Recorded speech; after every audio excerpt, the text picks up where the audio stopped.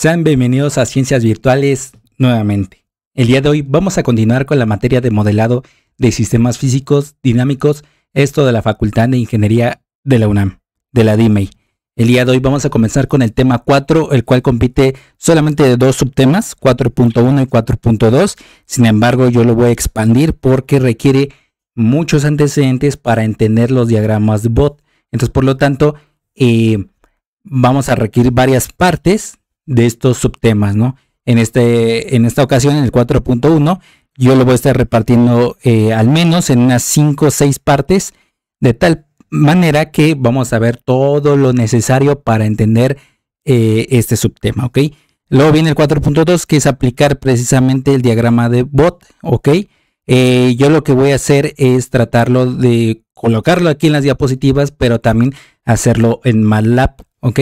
En MATLAB pues va a ser más fácil colocarlo a través de todo lo que se necesita de colocar en lo que sería en la parte del código de MATLAB, y obviamente nos va a generar nuestro diagrama de Bott, ¿ok? Entonces, por lo tanto, el diagrama de Bott, aquí como se presenta a la derecha, vamos a ver que consiste en dos grandes partes: en magnitud, que va a estar en cantidad de decibeles, y la fase, que en este caso aquí lo colocan como DEG, ¿ok?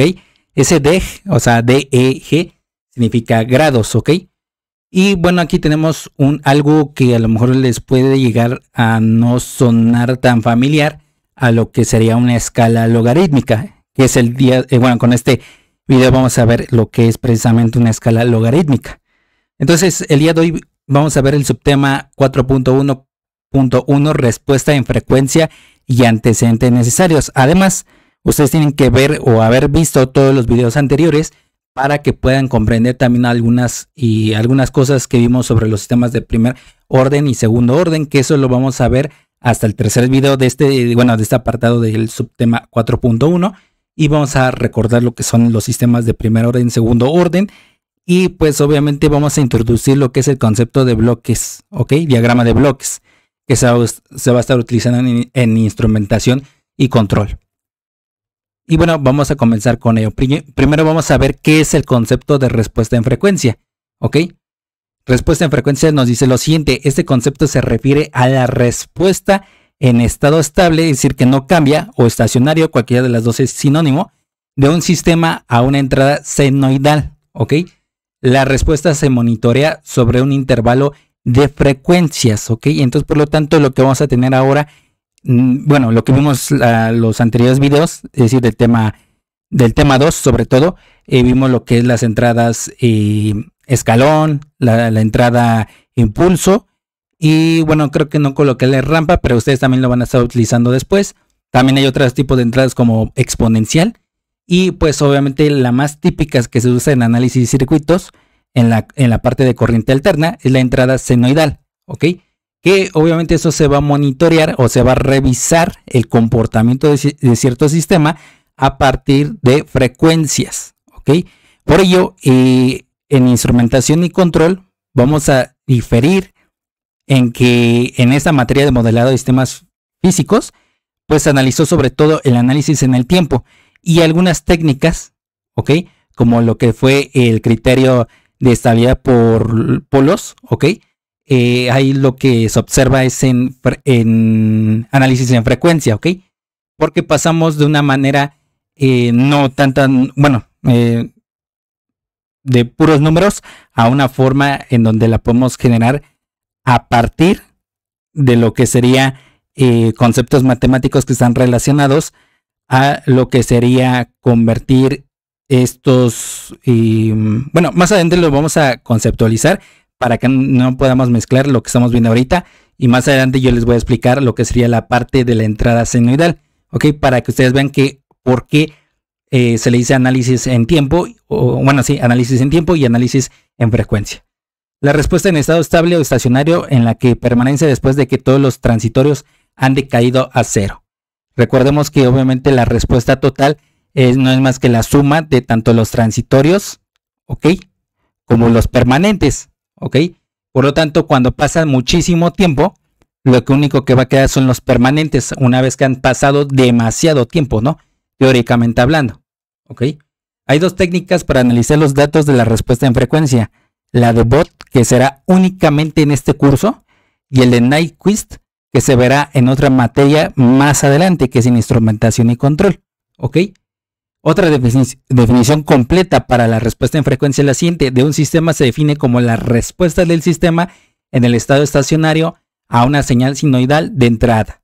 La sinusoide es una señal de entrada única y la señal de salida resultante para un sistema lineal, al igual que las señales a través del sistema, es sinoidal en el estado estacionario. Difiere de la forma de onda entrada solamente en magnitud y ángulo de fase.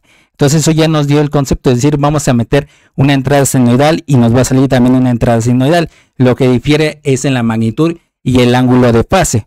Por lo tanto, aquí tenemos lo que sería un esquema en el cual vamos a ver el análisis de respuesta en frecuencia, ¿ok? Para nuestro caso vamos a ver lo que es los diagramas de Bott. Bueno, eso es gráficamente, también se puede ver matemáticamente lo que sería el análisis de la respuesta en frecuencia, ¿ok? Pero gráficamente hay dos formas, diagramas de Bott y el plano complejo de Nyquist, ¿ok? Pero eso lo vamos a ver en la otra materia de instrumentación y control. Ahora los diagramas de Bott se va a consistir, como les dije desde la primera diapositiva, la presentación, se va a consistir en lo que sería el diagrama de magnitud y el diagrama de fase, ¿ok? Entonces por ello necesitamos muchos antecedentes para recordar. Uno de ellos es los números complejos.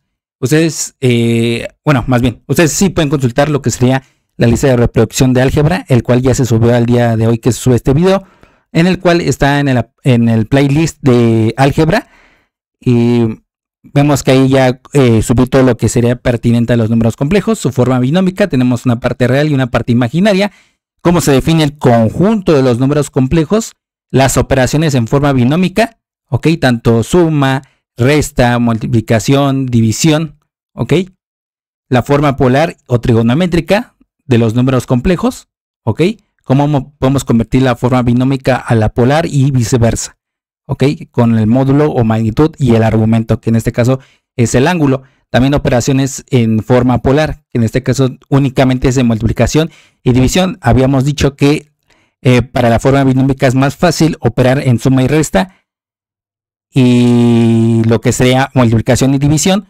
la forma más fácil sería en la forma polar y luego convertirlas, ok. Aquí también lo que tenemos otras operaciones en forma polar en la forma de exponenciación, ok. Ahí como se observa en pantalla, igual la que sería la radicación, ok, es decir, obtener raíces.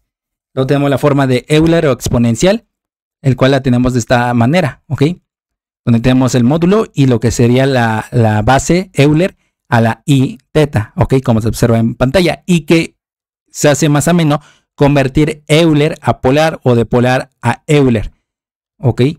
Y tenemos las operaciones en forma exponencial, igual multiplicación, división, exponenciación, radicación, ok. Pero esto pues obviamente es lo que les acabo de mencionar, de que se facilita con esas operaciones. Para suma y resta pues se facilita más con la forma binómica. Y ahí lo tenemos, nuestro plano complejo, que ya lo hemos utilizado desde el criterio de estabilidad en polos o de los polos, ok, para nuestra función de transferencia. Y ahí tenemos, ¿no?, nuestra parte, la parte A, la parte B, R, que significa el módulo. ¿Cómo obtenemos el módulo a partir de A y B? Que sería esa parte que estoy señalando ahora mismo, ok. Y pues el ángulo teta referente al eje real, ok. Ese es el eje real y el eje imaginario. Bueno, ahí faltó denotar lo que sería una I, ok. Normalmente se coloca, bueno, yo ahorita lo voy a colocar con I, pero para posteriores videos vamos a colocarlo en lugar de I. Lo que vamos a hacer es denotarlo con una letra J, porque a veces se confunde con otras notaciones que necesitamos usar la I. Entonces, por lo tanto, se va a anotar con una J, ok. También vamos a recordar lo que sería la función logarítmica, ok, que ustedes lo vieron pues en cálculo diferencial y geometría analítica, ok, y pues anteriormente, ¿no?, en la preparatoria también ustedes vieron lo que sería la función logarítmica. Ahora vamos a diferenciar lo que sería entre una función exponencial y una raíz enésima, ok. ¿Qué va a pasar con esta forma? Miren, aquí tenemos esta manera en color morado, que sería y igual a la x, y lo otro sería y1 igual a raíz cuadrada de x, que igual, bueno, es igual a lo que sería x a la 1 medio, ¿ok? Porque de forma implícita, ¿ok? Aquí tenemos un 2 y aquí tenemos un 1, ¿ok?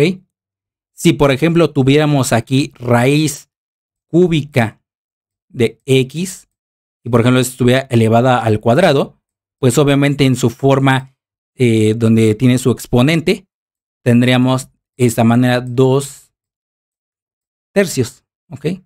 Lo tendríamos de esta manera, ¿ok? Para que no haya ninguna duda. Ahora, ¿cuál es la diferencia? En la función exponencial raíz enésima tiene una base variable y su exponente es una constante, ¿ok? En este caso, la función exponencial, ¿ok? Como esta parte, su base es una constante, ¿ok? Mientras que esta base de la forma de la raíz enésima, su exponente es una variable. Eso es lo que va a diferir. Ahora, el exponente en la parte de la función exponencial es variable y en la parte de la raíz enésima, su exponente es una constante. Están como invertidos, ¿ok? Para que veamos la diferencia. En la función logarítmica, la base es una constante y su exponente es una variable. Aquí precisamente cuando ustedes despejan, pues despejan que es, por ejemplo, para despejar lo que sería la raíz cuadrada, pues obviamente elevan tanto a la izquierda como a la derecha al cuadrado. Es decir, voy a colocarlo en otro color, en color azul, donde tenemos aquí, si queremos despejar, sería elevar esto al cuadrado y esto al cuadrado. Obviamente para que se elimine, más bien se simplifique, sería, bueno, aquí también lo voy a elevar al cuadrado y sería 1 medio por 2 y obviamente esto nos sale 1, ¿no? Y por lo tanto quedaría como y al cuadrado una vez despejado x, ¿ok? Y al cuadrado es igual a x. Pero aquí, ¿qué va a pasar cuando es en la forma exponencial? ¿Ok? Aquí lo que necesitamos es una operación que nos pueda despejar a x y esa va a ser la función logarítmica, ¿ok? La función que hace posible despejar a y de la función exponencial es el logaritmo, diga. Entonces, por lo tanto, aquí tenemos esta forma. X es igual a la y, donde a tiene que ser mayor a 0 y también al mismo tiempo que a tiene que ser diferente a 1. ¿Ok? Esas son sus dos condiciones. Entonces tenemos que una vez que queremos despejar a y, tenemos que es igual al logaritmo en base a de x. ¿Ok? Y recordemos lo que serían algunas definiciones, bueno, características de la función logarítmica, donde su dominio de la función logarítmica es desde 0 hasta infinito, es decir, no toma el valor de 0, ¿ok? Porque no está definido hasta infinito, ¿ok? Ahora, su rango va a tomar todos los valores de los números reales, ¿ok? No tiene ninguna restricción. Entonces, por lo tanto, ustedes cuando, bueno, esto ya es para emplear en la parte de cálculo, que ustedes ya lo habían visto, pues obviamente es la restricción, ¿no? En este caso el argumento de la función de logarítmica tiene que ser mayor a 0, ¿ok? Voy a borrar esta parte para que no se vea encimado.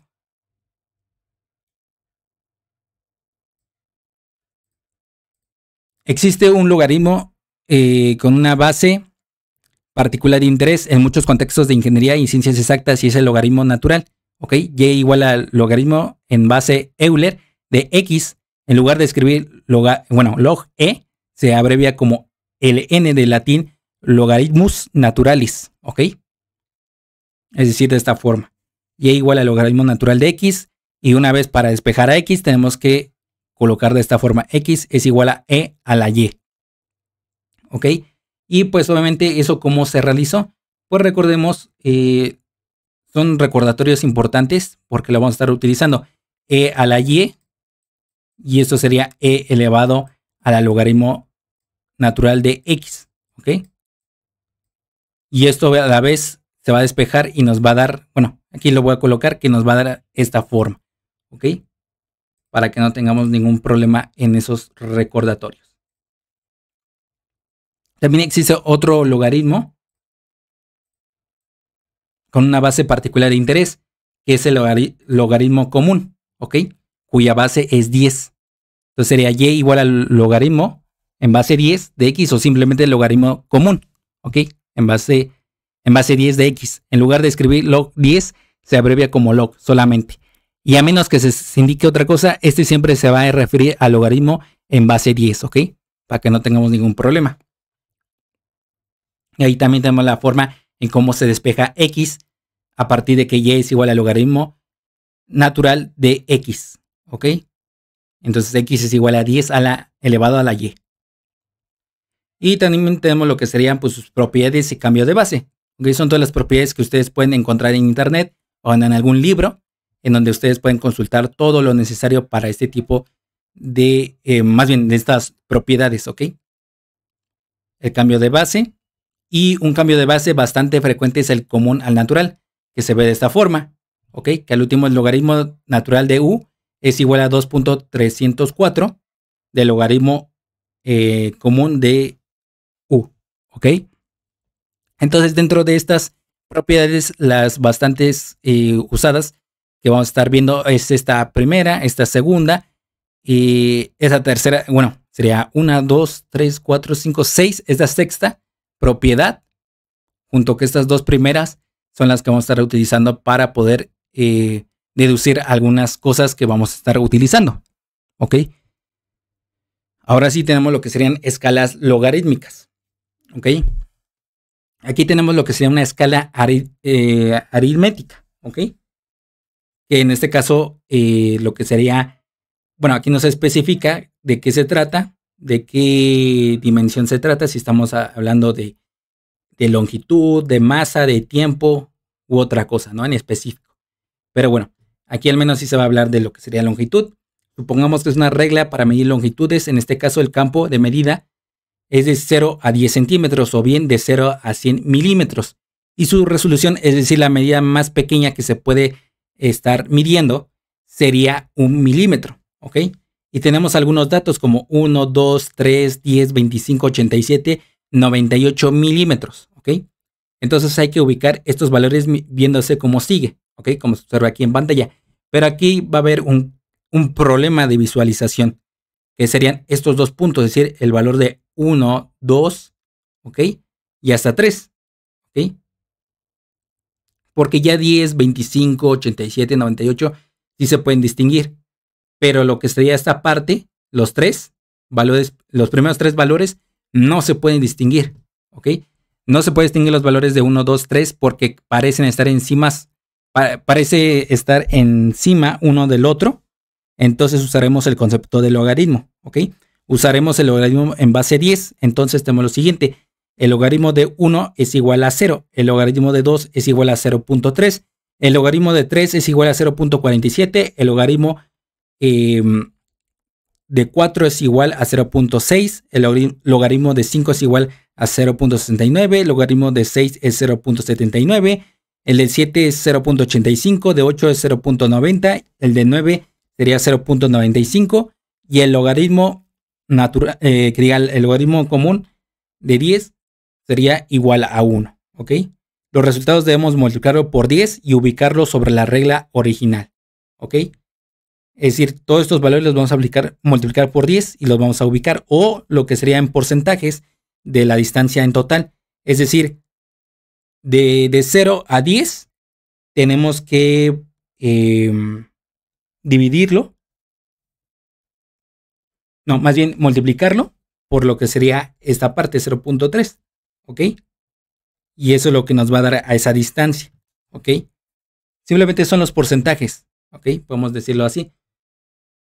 Y entonces vemos que aquí es 1, 2, 3, 4, 5, 6, 7, 8, 9 y 10. ¿Ok? Como se observa aquí en pantalla.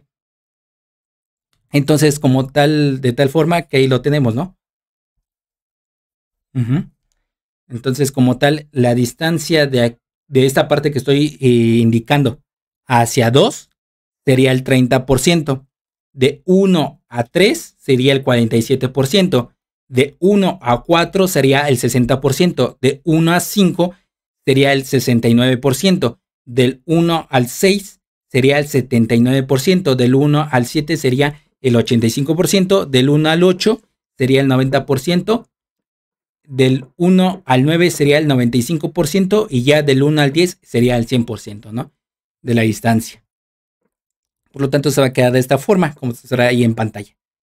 Y lo que vemos aquí es que cada vez que aparezca un 10, en este caso se va a colocar su exponente. En este caso, 10 es elevado a la 1, porque todo elevado a la 1 va a dar el mismo valor, ¿ok?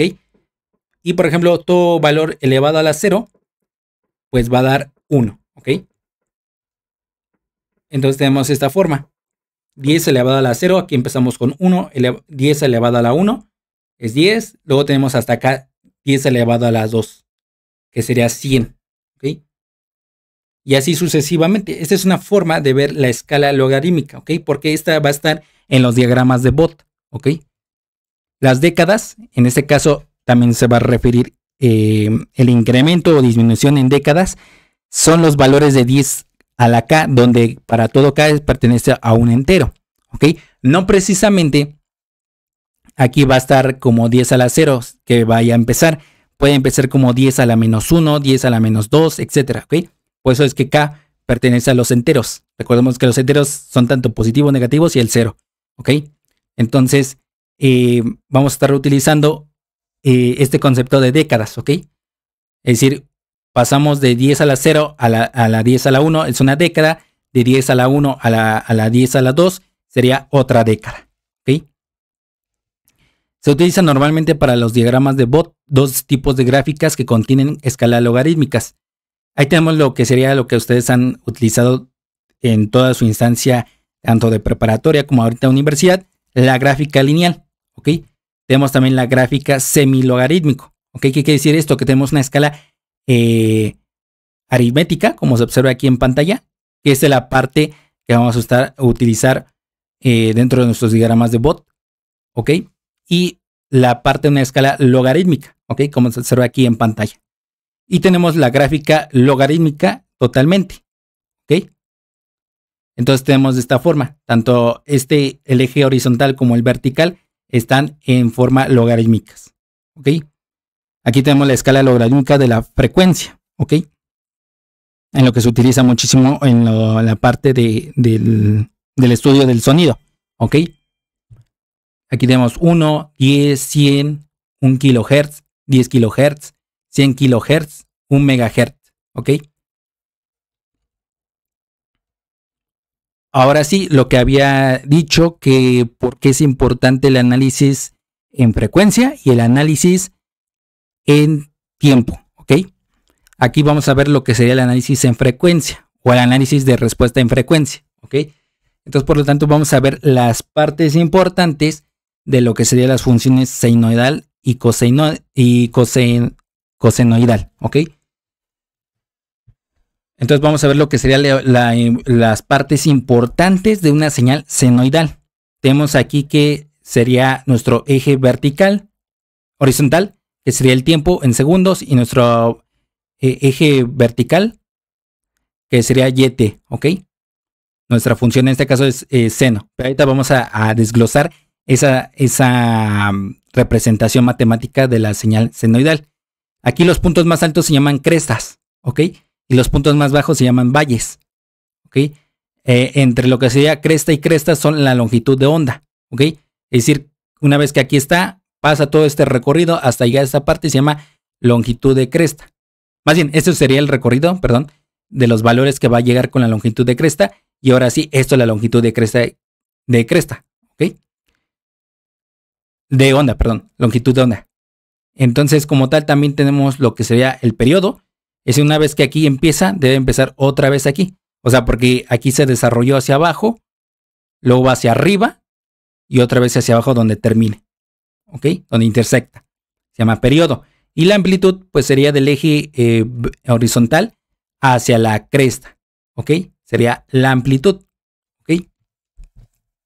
Entonces, el periodo es igual a 1 entre la frecuencia, que el periodo se va a medir en segundos, pero recordemos que el periodo es diferente al tiempo. El periodo es decir, es el intervalo, por ejemplo, bueno, lo que observamos en el tema de la transformada Z, donde vimos que se toman muestras, ¿ok? Se usa un periodo, o sea, cada cuándo se agarra esa muestra. Cada 5 segundos, cada 6 segundos, cada 10 segundos. Y para las demostraciones que hicimos en la transformada Z, pues fue cada 1 segundo, ¿ok? Muy fácil. Pero puede ser que el periodo no precisamente sea el tiempo. Simplemente se maneja en las unidades del tiempo, que en este caso es segundos, pero no precisamente es tiempo, ¿ok? La frecuencia es el recíproco del periodo, ¿ok? Y lo que sería la frecuencia la podemos medir como S a la menos 1, es decir, segundos a la menos 1, o bien en hertz, ¿ok? La señal senoidal, su función completa se presenta como, tenemos ahí la forma, ¿no? Y es igual a por el seno de x más menos b más menos c. Y hay que desarrollar o hay que desmenuzar toda esta parte de la señal senoidal para que podamos comprender todo el tema completo. Usando el concepto de desplazamiento angular, tenemos lo siguiente. El diferencial de teta, ¿ok? Es aproximadamente o igual a x, y el diferencial de tiempo es aproximadamente o igual a t, o un tiempo, simplemente. ¿Ok? Esto lo vieron pues en la velocidad angular, en lo que sería cinemática dinámica, para que ustedes recuerden. Entonces recordemos también lo que sería la velocidad angular, que se denota como omega minúscula, que es igual a la derivada de teta respecto al tiempo. Por lo tanto, obviamente ya completando los valores, que sería esto hacia esta ecuación, despejamos a lo que sería x, que es igual a omega, es decir, la velocidad angular por el tiempo. Y lo podemos colocar en esta parte, ¿ok? Como se observa ahí en pantalla. Ahora, si el diferencial de teta es igual a 2pi, es decir, una vez que completa la vuelta, se dice que son 2pi radianes, ¿ok? Y el diferencial del tiempo es igual al periodo, ¿ok? Entonces, por lo tanto, también nos podemos denotar de esta forma, que la velocidad angular es igual a 2pi entre el periodo, o bien la frecuencia, que diga la velocidad angular, sería igual a 2pi entre 1 entre la frecuencia, el cual se puede simplificar a como 2pi por la frecuencia, ¿ok? A es la amplitud, B es el desfasamiento horizontal, es decir, ya sea que comienza a partir de aquí o comienza hacia atrás, ¿ok? Se llama desfasamiento horizontal. El desplazamiento vertical es que si comienza hacia aquí arriba o hacia acá abajo, ¿ok? Y tenemos lo que sea relación entre senoidal y cosenoidal, ¿ok? Ahí tenemos las dos. Este es en función de seno y en función de coseno. ¿Cómo podemos convertirlas? Bueno, recordemos que son propiedades que ustedes también vieron en trigonometría. En este caso, seno de x es igual al coseno de x menos pi entre 2. O bien, si están en coseno de x, pueden pasarlo a seno como seno igual a x más pi entre 2. ¿Ok? Cualquiera de las dos está bien, dependiendo del problema que se les presente. La amplitud es el valor absoluto de A. Es decir, simplemente lo que tengamos ahí en nuestra función senoidal, simplemente le colocamos el valor absoluto y nos va a arrojar lo que sería la amplitud, ¿ok? Con sus unidades correspondientes. El periodo se puede calcular como igual a 2pi entre la frecuencia angular, ¿ok? Donde la frecuencia angular tiene que ser mayor a 0, es decir, un valor positivo, porque obviamente el periodo carece de significado si es negativo, ¿ok? Aquí tenemos lo que sería el desfasamiento horizontal, ¿ok? Con la letra B, ¿ok? Si es positivo, ¿ok? Se desplaza hacia la izquierda, es decir, empieza hacia atrás. Y si es negativo, se desplaza hacia la derecha, empieza hacia adelante, ¿ok? Si es desplazamiento vertical, es decir, este valor en C, si es positivo, se desplaza hacia arriba, es decir, empieza arriba de la parte vertical. Y si es negativo, se desplaza hacia abajo, empieza hacia la parte negativa, hacia abajo, verticalmente hablando, ¿ok? También vamos a ver lo que serían los decibeles y ganancia. Eso lo vieron igual en análisis de circuitos, ¿ok? En los últimos temas, en el tema 4 y el tema 3. Bueno, es que viene mezclado lo que sería, pues, con el uso de ecuaciones diferenciales para que ustedes puedan analizar la respuesta en en tiempo. Entonces, vamos a ver estos recordatorios, niveles de potencia y decibeles. La comparación entre dos niveles de potencia puede realizarse utilizando la unidad de medición llamada Bell, la cual es igual a un Bell es igual al logaritmo común, ¿ok? De la potencia 2 entre la potencia 1. La potencia, P2 es potencia 2 y P1 es potencia 1. Sin embargo, para disponer de una medida de menor magnitud, un decibel se puede definir como un Bell es igual a 10 decibeles, ¿ok? Por lo tanto, esa es su conversión, ¿ok? Tenemos lo que sería el logaritmo común de lo que sería la potencia 2 entre la potencia 1. Esta está en Bell. Y obviamente un Bell es igual a 10 decibeles, ¿ok? Y obviamente aquí lo eliminamos y aquí lo eliminamos y sería multiplicar 10 por el logaritmo común de la potencia 2 entre la potencia 1, ¿ok? Como observa ahí en pantalla. Por lo tanto, para decir que está en decibeles, o más bien un decibel, lo que sería igual a 10 por el logaritmo común de la potencia 2 entre la potencia 1. La ganancia es la relación o cociente del argumento del logaritmo común, es decir, potencia 2 entre potencia 1. Esa es la ganancia. Cuando hablamos de voltajes en análisis de circuitos, se sabe que la potencia eléctrica se expresa como la potencia es igual al voltaje por la corriente y a su vez recordemos por la ley de Ohm que el voltaje es igual a la corriente por la resistencia, ¿ok?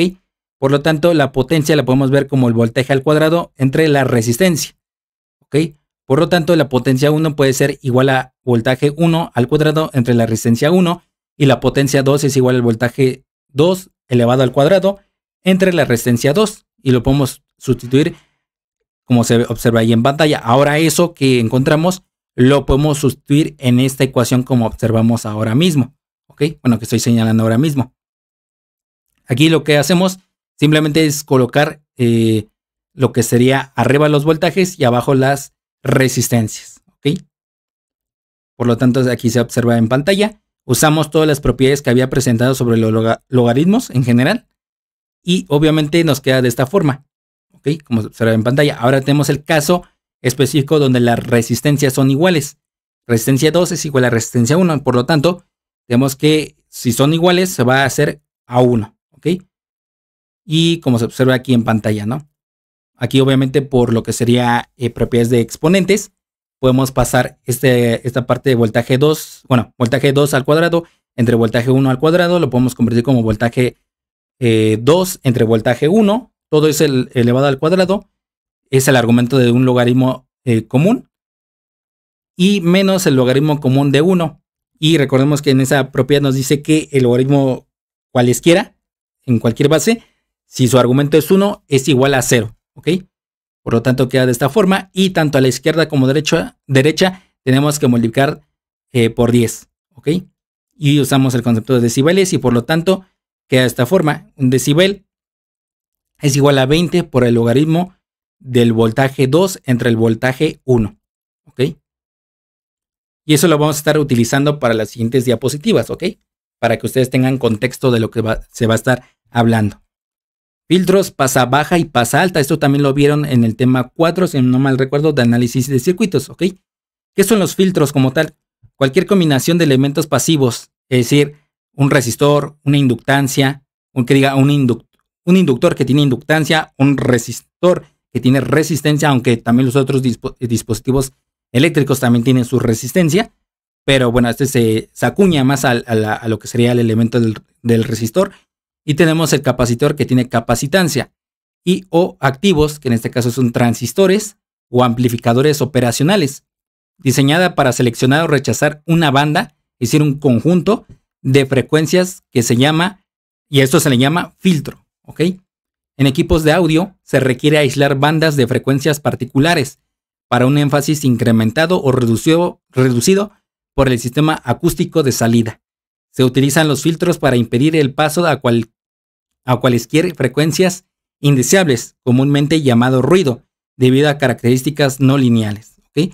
O sea, en sí, a grandes palabras y cortas y coloquiales, es que el filtro lo que hace es recibir algunas frecuencias y simplemente rechazar algunas que no deseamos, que en este caso son las que son las que le llaman ruido, ¿ok? Son señales que no deseamos que pasen.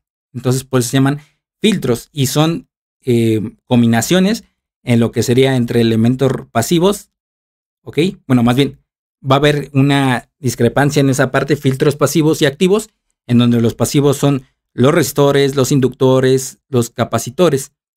Y en los activos también van a estar incluyendo estos, es decir, los resistores, los inductores, los capacitores, pero también se van a añadir lo que serían los transistores y los amplificadores operacionales.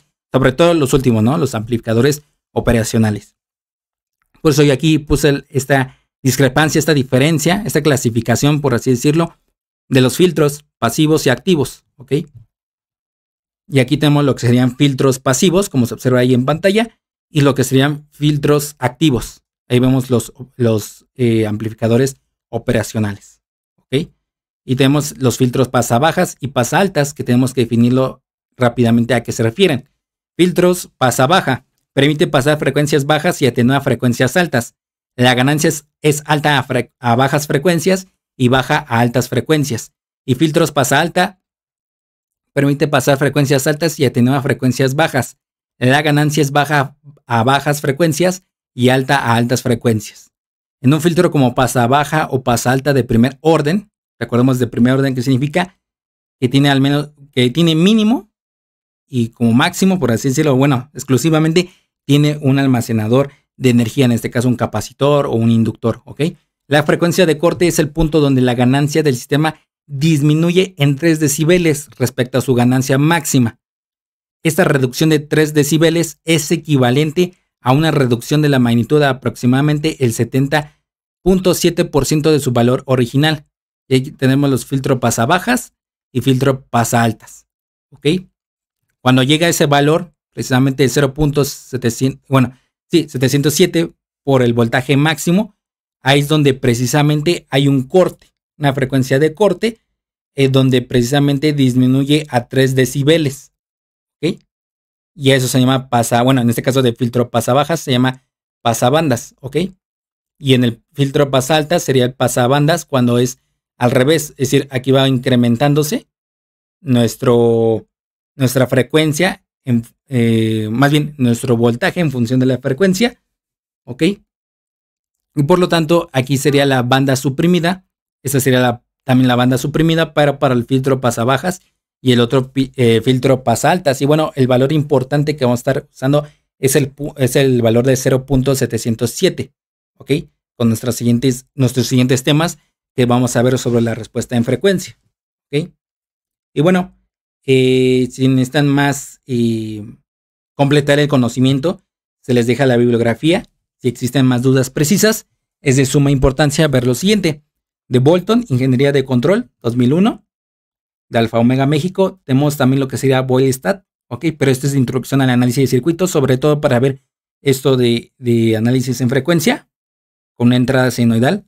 De Pearson Educación México, tenemos también QO, de 1996, Sistemas de Control Automático, y Dorf y Shop, 2005, Sistemas de Control Moderno.